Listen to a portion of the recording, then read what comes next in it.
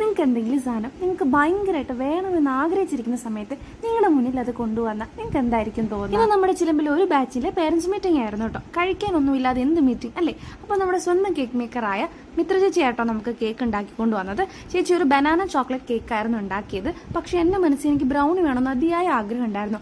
Actually brownie കുറച്ചുകൂടെ sweet ആയതുകൊണ്ട് നമ്മൾ വേണ്ടാന്ന് വെച്ചു. പക്ഷേ എൻ്റെ ആഗ്രഹം എങ്ങനെയോ മനസ്സിലാക്കി ചേച്ചി സാധനം എനിക്ക് കൊണ്ടുവന്നു കേട്ടോ. അതും നല്ല ചൂടോടെ ഓവനിന് എടുത്ത പാട് ചേച്ചി കൊണ്ടുവന്നു. നിങ്ങൾക്ക് നോക്കിയറിയാം സാധനം എന്ത് സോഫ്റ്റാന്നുള്ളത്.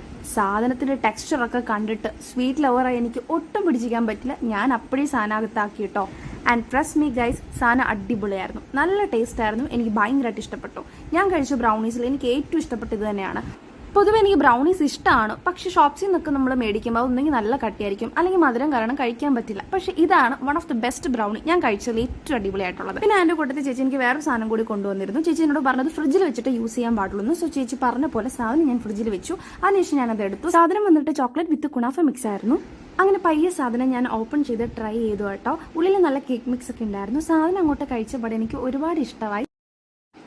ഉള്ളിൽ ആ കുണാഫയുടെ ഡൗ കിട്ടുമ്പോഴാട്ടോ ശരിക്കും ടേസ്റ്റ്. അത് ആക്ച്വലി നമ്മൾ ഫ്രിഡ്ജിൽ വെച്ച് കഴിക്കുമ്പോഴാണ് ആ ബൈറ്റ്സ് കിട്ടുക. നമ്മളല്ലാണ്ട് സോക്ക് ചെയ്ത് കഴിക്കുമ്പോൾ അത്രയും ടേസ്റ്റ് വരില്ല. അപ്പം ഞാൻ അതുപോലെ തന്നെ കേട്ടോ കഴിച്ചത്. പിന്നെ നല്ല ചോക്ലേറ്റ് ലോഡഡ് ആയിട്ടുണ്ട്. സ്വീറ്റ് ലവറായി ഞാൻ അവിടെ മെൽട്ടായിട്ടോ.